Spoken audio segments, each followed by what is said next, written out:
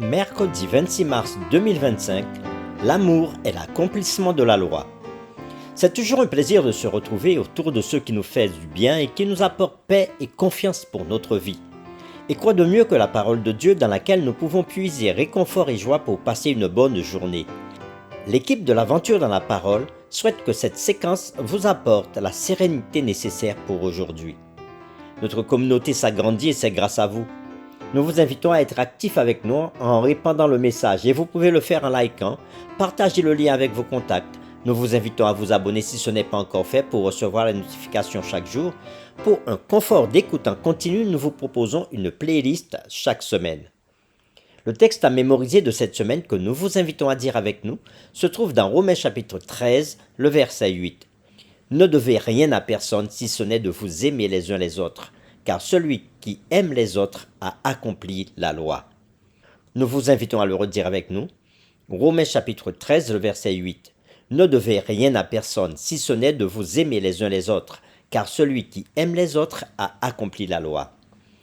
Comment votre relation avec Dieu change-t-elle lorsque vous comprenez que les 10 commandements ne sont pas seulement un ensemble de règles, mais une expression d'amour et une réponse personnelle à la relation d'amour de Dieu?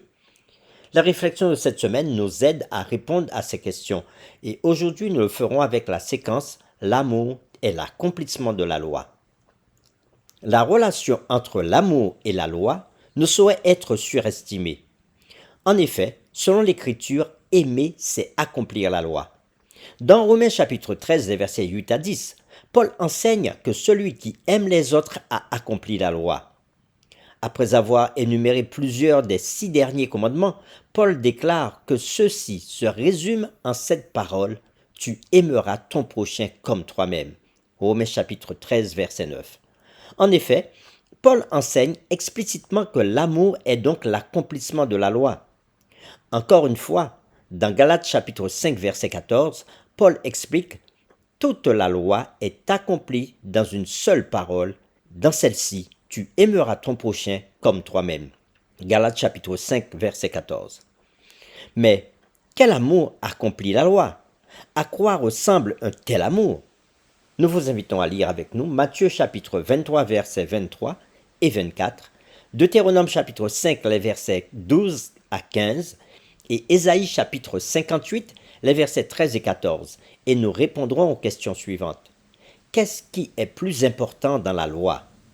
Comment les passages de Deutéronome chapitre 5 versets 12 à 15 et Ésaïe chapitre 58 versets 13 et 14 démontrent-ils la relation entre la loi, en particulier le commandement du sabbat, et l'intérêt de Dieu pour la justice et la délivrance? Nous commençons par lire Matthieu chapitre 23 versets 23 à 24. Malheur à vous, scribes et pharisiens, hypocrites, parce que vous payez la dîme de la menthe et de la nette et du cumin, et que vous laissez ce qui est plus important dans la loi, la justice, la miséricorde et la fidélité. C'est là ce qu'il fallait pratiquer, sans négliger les autres. Conducteur aveugle qui coulait le moucheron et qui avalait le chameau. Nous lisons maintenant Deutéronome chapitre 5 versets 12 à 15. Observe le jour du repos pour le sanctifier comme l'Éternel ton Dieu te l'a ordonné. Tu travailleras 6 jours et tu feras tout ton ouvrage. Mais le 7e jour est le jour du repos de l'Éternel ton Dieu. Tu ne feras aucun ouvrage, ni toi, ni ton fils, ni ta fille, ni ton serviteur, ni ta servante, ni ton bœuf, ni ton âne, ni aucune de tes bêtes, ni l'étranger qui est dans tes portes, afin que ton serviteur et ta servante se reposent comme toi. Tu te souviendras que tu as été esclave au pays d'Égypte, et que l'Éternel ton Dieu t'en a fait sortir à main forte et à bras étendus. C'est pourquoi l'Éternel ton Dieu t'a ordonné d'observer le jour du repos. Lisons Ésaïe chapitre 58 versets 13 à 14. Si tu retiens ton pied pendant le sabbat pour ne pas faire ta volonté en mon saint jour, si tu fais du sabbat tes délices, pour sanctifier l'Éternel en le glorifiant, et si tu l'honores en ne suivant point tes voies, en ne te livrant pas à tes penchants et à de vains discours, alors tu mettras ton plaisir en l'Éternel, et je te ferai monter sur les hauteurs du pays. Je te ferai jouir de l'héritage de Jacob ton père, car la bouche de l'Éternel a parlé. Après avoir lu Matthieu chapitre 23 versets 23 et 24, Deutéronome chapitre 5 versets 12 à 15 et Ésaïe chapitre 58 versets 13 et 14, nous répondons à la question: qu'est-ce qui est plus important dans la loi? Comment ces passages de Deutéronome chapitre 5 versets 12 à 15 et Ésaïe chapitre 58 versets 13 et 14 démontrent-ils la relation entre la loi, en particulier le commandement du sabbat, et l'intérêt de Dieu pour la justice et la délivrance? Jésus a identifié ce qui est plus important dans la loi comme étant la justice, la miséricorde et la fidélité. En ce qui concerne un commandement, en particulier le sabbat, nous pouvons voir dans les Écritures que le sabbat lui-même est intégralement lié à la délivrance et à la justice.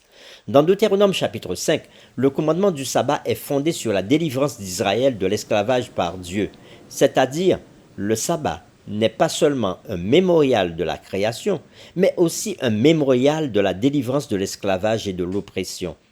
Et dans le contexte du fait de se détourner de son propre plaisir pour faire du sabbat un délice en mettant son plaisir en l'Éternel, comme Ésaïe nous le dit dans Ésaïe chapitre 58 versets 13 et 14, l'accent est mis sur les œuvres d'amour et de justice pour les autres, faire le bien, nourrir les affamés, loger les sans-abri.